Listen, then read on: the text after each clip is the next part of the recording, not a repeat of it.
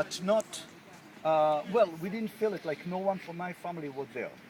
But there is something which I noted very well. I'm married to my wife, to Etty. I know that her parents are survivors. I didn't know exactly what, because they never told us. They never said a word. And then I noticed something else. They never came over and hugged my kids, their grandchildren. They love them deadly, no question about this. But they never came over and hugged my kids. If my kids came over and hugged them, they hugged back. And then during the first Gulf War, my in-laws' house was knocked down by a Scud missile. And after, well, it's a story. If I would have time, I would tell you the story. And after the war, they started to tell us what happened. My mother-in-law, she was one of 10, 9 brothers and sisters. My father-in-law had also a family. They were married before the war.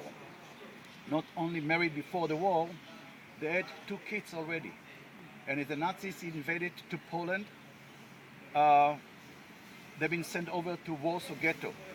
And over there, the baby who was just born was sick and was no medication, nothing, and he died. And then the Nazis did an aktia. Aktia is that they used to close a section and to evacuate everybody from over there to a forced labor camp.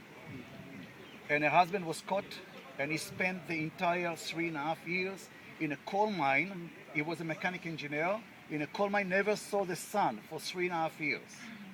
When they brought him up, he was like a skeleton working or whatever.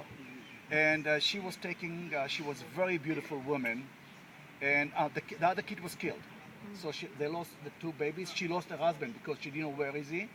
And she was taken to work for the Nazis, and this is a part as amusement girl. This was her job. They used to send her where the troops are, and she used to be, you know what. Yes.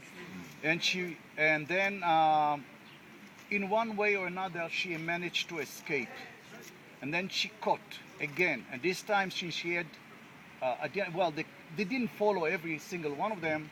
So she was sent to a concentration camp, and she worked over there cleaning bodies. From what?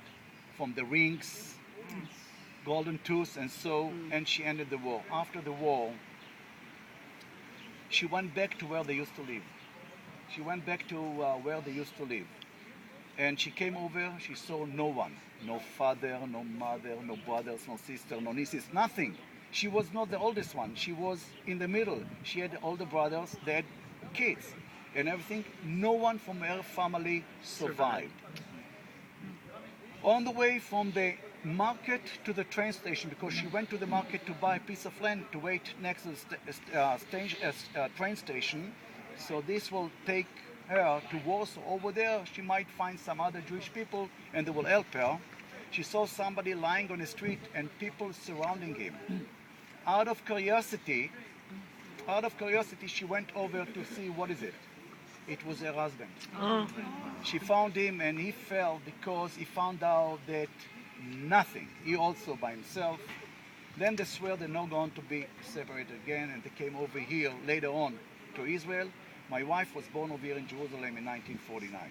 We didn't know anything about it.